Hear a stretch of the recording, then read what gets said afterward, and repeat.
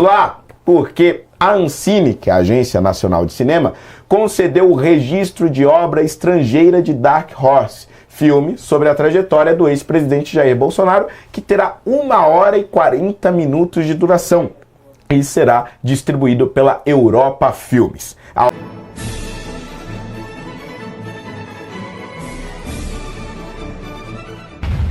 Lá, porque a Ancine, que é a Agência Nacional de Cinema, concedeu o registro de obra estrangeira de Dark Horse, filme sobre a trajetória do ex-presidente Jair Bolsonaro, que terá 1 hora e 40 minutos de duração e será distribuído pela Europa Filmes. A obra é classificada pela Ancine como ficção e deve chegar ao Brasil com o título Azarão. Eu não sei se esse título em português, não sei. Eu prefiro o título em inglês, acho que por português, não sei.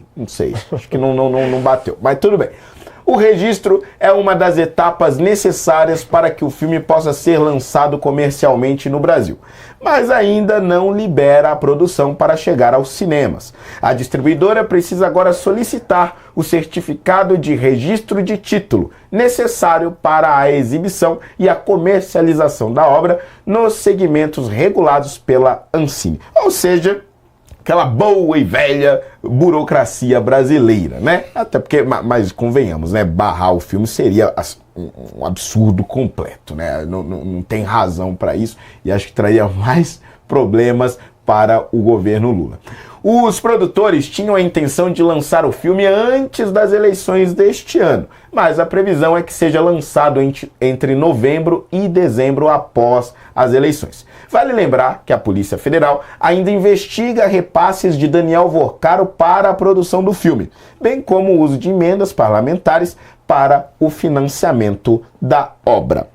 Inclusive discutimos aqui isso ontem, o Dino andando com um inquérito para cá, o Mendonça já tinha autorizado a Polícia Federal investigar por outro lado, quer dizer, me parece que essas investigações envolvendo o filme, que, convenhamos, já teve, né, o seu contexto explicado, porque se tratava de um negócio privado, era um banco privado, não havia acusações como há agora nesse momento, enfim, mas ainda assim as investigações foram abertas e investigar nunca é demais. O problema é quando você usa a investigação para tentar interferir politicamente nas eleições. Mas me parece, doutor Eduardo, que também, até do ponto de vista do governo Lula, do ponto de vista da esquerda, tentar barrar um filme como esse no Brasil seria um tiro no pé, né? Não, completamente, Rolly. Até a gente sabe muito bem quando foi permitido, né, e eles não esperavam o resultado, o que deu Tropa de Elite no seu sentido do imaginário popular.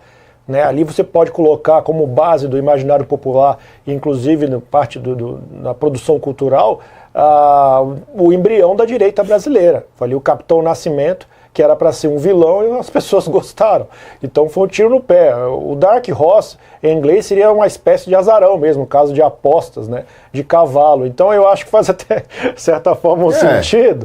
Tá, se você analisar Beverly Hills Cops, do Tira da Pesada, do Ed Murphy, né, eu acho que fica até... acho que fica até próximo ali o azarão no caso de Dark Horse. Sobre essa questão, óbvio, né, eu acho razoável também. Eu gostaria que fosse agora, evidentemente, mas tudo bem, pode ter um entendimento mesmo, poderia ter esse benefício eleitoral, né? Então aí optaram por lançar entre novembro e dezembro. Agora, sobre a investigação, está muito claro, né? O ministro André Mendonça já tinha autorizado a instauração da investigação, o inquérito, para, né, apurar a eventual irregularidade no aporte financeiro para o filme, né, feito pelo Vorcaro, então, na época do Banco Master. O Banco Master, na época também, que patrocinava a equipe de Fórmula 1 da Aston Martin. Eu não creio que a Aston Martin tenha nada de irregularidade, bem como propagandas da Rede Globo e etc. Ao mesmo tempo, aquela relação também que foi publicada depois do The Intercept, confirmando as conversas de WhatsApp, além de toda a relação, né, do contrato, da página do contrato, que realmente o Vorcaro estava pendente dos seus aportes financeiros. Então, novamente, confirmando o teor do áudio, que era cobrando uma cláusula de contrato. Diferentemente se fosse um áudio apontando, olha, cadê o dinheiro que você fez e eu preciso para, né, levar adiante, sei lá, uma aprovação do Fundo Garantidor de Crédito. Aí é um problema.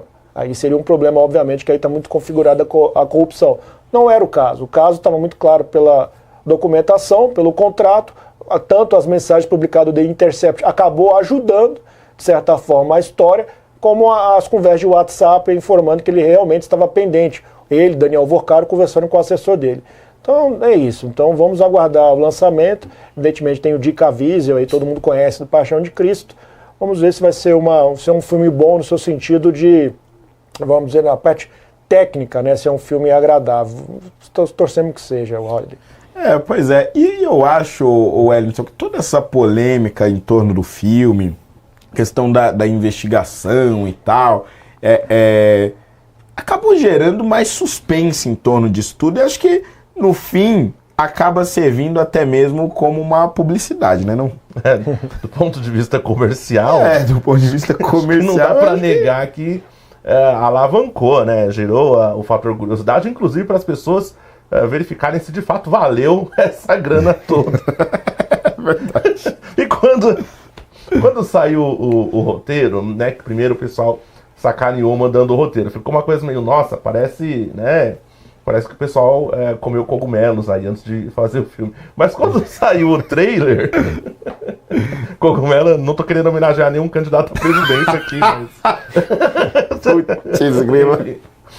Mas quando saiu o trailer, a impressão geral foi muito positiva. Já fui nos rolês estranhos com esse candidato. Só pra... Deixa o passado no passado. Esse que tudo se fez novo. Isso aí.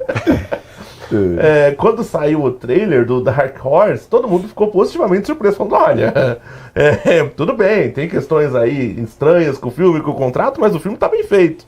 A execução, pelo menos do trailer, parece que a execução tá boa, né? Eu mesmo, quando eu vim aqui no Metrópolis, inclusive, comentar sobre o trailer, eu falei, o trailer ficou bom pra caramba. Tem uma pegada de ação ali, uma coisa conspiratória, que realmente, se a gente for parar pra pensar, a eleição do Jair Bolsonaro foi permeada por esses aspectos. Né? O cara tomou uma facada, tinha toda uma questão envolvendo até o próprio vice, que, segundo, né, se especula, aí, foi definido aos 45 do segundo tempo para colocarem um cara do exército, porque o vice era para ser o Luiz Felipe. Tinha todo aquele teor conspiratório de que esse cara não pode ser eleito. Né? Tinha toda uma grande mídia sacaneando o presidente Jair Bolsonaro, 24 horas por dia eliminando a reputação dele, e aí foi eleito. Então eu acho que essa publicidade em torno do contrato, etc., atraiu os olhares das pessoas, inclusive no sentido de, olha, vamos ver se foi bem executado, porque tá ali cotado como o mais caro da história do cinema nacional. Então vamos ver se pelo menos a execução não deixou a desejar. Eu vou no cinema assistir, tá? Já confesso aqui. Eu também, eu tô ansiosíssimo. Mas tem uma outra coisa aí que é o seguinte, algo que eu gosto muito, né, nessa história toda do filme é que finalmente a imprensa, a academia estão sendo obrigados a discutir sobre produções culturais geradas pela direita, pelo viés conservador. E uma das grandes discussões que a gente tinha na época do impeachment, naquelas primeiras manifestações que vieram a derrubar a Dilma, etc. E aí o PT começou a falar, golpe, golpe, golpe. Uma dos grandes problemas, né, ou medos que nós tínhamos do futuro era que a esquerda pudesse contar essa história. Por meio de filmes, documentários, novelas, enfim, e que realmente ficasse cravado na história que Dilma tinha sido tirada do poder por um golpe. E isso aconteceria se nós não desenvolvêssemos produções, né, cinematográficas, produções culturais, enfim, contando o nosso lado da história. Eu acho que da mesma forma é sobre Jair Bolsonaro. Se não houvesse um filme, e espero que venham outros, venham peças de teatro, livros, etc., com essa visão da direita, só fica para a esquerda contar essa história, né, doutor? Sim, perfeito, Holiday. Inclusive, a importância é o imaginário popular. Né? Quem vai permear o imaginário popular é a produção cultural. Então veja você em casa quantas pessoas da nossa geração... Nossa, não, eu sou mais velho aqui. Eu e o Pavinato somos do mesmo... Eu e o Pavinato, o alemão até um pouco mais velho, somos do mesmo ano praticamente. Então a nossa geração pegou Sessão da Tarde, você de casa aí também, creio, Curtindo a Vida Doidado, Te Pego Lá Fora. Então você vê os elementos estéticos oitentistas, né, dos anos 80, então os elementos estéticos dos anos 70. Então, até então, naquela época, tinha a indústria fonográfica delimitava por décadas a estética. Então você vê que influencia tanto nos móveis de decoração, ou na parte do paisagismo, ou até na vestimenta das pessoas, aspectos comportamentais, então a gíria, a forma descolada, e você vê nos anos 80 o clipe Bad do Michael Jackson, então você vai vendo todas essas coisas de influência. Tem um estudo sociológico que onde teve maior transmissão da novela da Globo, tem 70% a mais de divórcios, para você ter essa dimensão da influência cultural no imaginário popular. Então é importantíssimo sim a cultura, é importantíssimo sim por causa do imaginário popular, não somente para a parte de entretenimento, mas também da parte de autopercepção e de uma consciência, ou seja, dessa percepção macro de si no meio de todo. Por isso que é importantíssimo, sim, a produção cultural, não somente a parte de música, a parte de pintura, das artes, mas também a parte de filmes. Os filmes, todo mundo, de certa forma, acaba gostando de um grau, de um perfil mais intelectualizado, ou de um grau de um perfil menos intelectualizado, todos acabam absorvendo o conteúdo, que aí entra a maestria do diretor, dos atores, também em conseguir transmitir para o público e aí permear, acabar embasando o imaginário popular. É de fundamental importância, é indispensável isso para qualquer projeto de nação e projeto de ser humano, o Holliday. Até porque as pessoas, elas querem se entreter. Quer dizer, elas obviamente se interessam por política, a gente tem visto isso crescer no Brasil, mas é muito mais fácil você contar uma história política, apresentar um ponto de vista através do entretenimento, né, Wellington? Sim, sem sombra de dúvidas. O Eduardo trouxe aqui o estudo sociológico, que inclusive faz parte do documentário Além do Cidadão Kane, da BBC, feito lá na década de 90, um clássico. Tem o filme, né, o Cidadão Kane, e aí a BBC fez Além do Cidadão Kane, que é um documentário que fala sobre, na época, né, a hegemonia da Globo, né, e a influência no imaginário brasileiro. Então torna-se realmente muito mais fácil você contar dessa forma um tanto quanto lúdica, até, né, por meio do filme, uma biografia, um acontecimento, porque nem todo mundo está disposto à leitura, nem todo mundo está disposto a consumir notícias todo dia, então isso acaba sendo mais uma forma de transmissão da história. E aí a gente vai ter também as nuances, tem uma pitada de humor e etc, que serve para quebrar ali a tensão que o próprio tema envolve, né? Esses dias eu fui assistir o Brutalista, meu Deus do céu, que filme fenomenal, mas 4 horas de filme, já tem pausa no filme, né? Tem pausa no filme, né? Mas enfim, é um filme muito bonito e tal.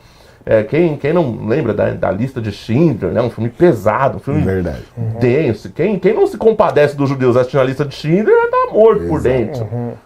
Então aí a pessoa acaba até se engajando, diz, cara, isso aconteceu, tal. Então a forma como é contada acaba gerando até um tanto quanto mais de empatia e de conexão com aquele período histórico.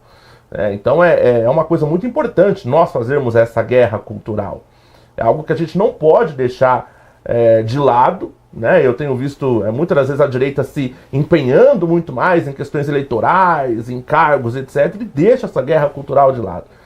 Nós tivemos aqui em São Paulo um movimento de tirada das Sustenidos do Teatro Municipal, né, que graças a Deus a direita foi exitosa, porque a Sustenidos estava subvertendo várias obras de arte ali, trazendo cultura woke, enfiando em obras clássicas, né, ou seja, destruindo aquilo que era bom. Graças a Deus foi enxotado do Teatro Municipal. Então essa é uma forma, vamos dizer assim, de fazer a guerra cultural e também de promover cultura, que é uma deficiência nossa, Holliday. E eu espero que mais iniciativas como essas venham. Por favor, não envoltas em tanta polêmica, pelo amor de Deus.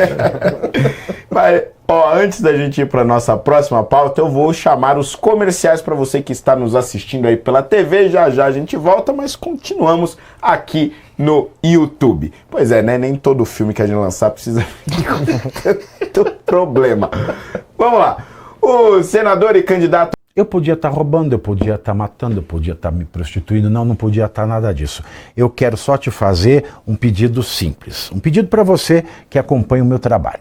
Todo dia, ao vivo, 7h30 da noite, 19h30, eu estou ao vivo aqui no YouTube, no canal do Metrópolis, analisando os principais acontecimentos da política brasileira com muita seriedade e análises. E em tempo de tanta informação superficial, a sua audiência faz toda a diferença. Então, se você valoriza análise crítica, informação e conteúdo sem filtro e sem firula ideológica disfarçada de jornalismo, participa da nossa live Pavinato 76, ao vivo, às 19h30, no canal do Metrópolis, aqui no YouTube.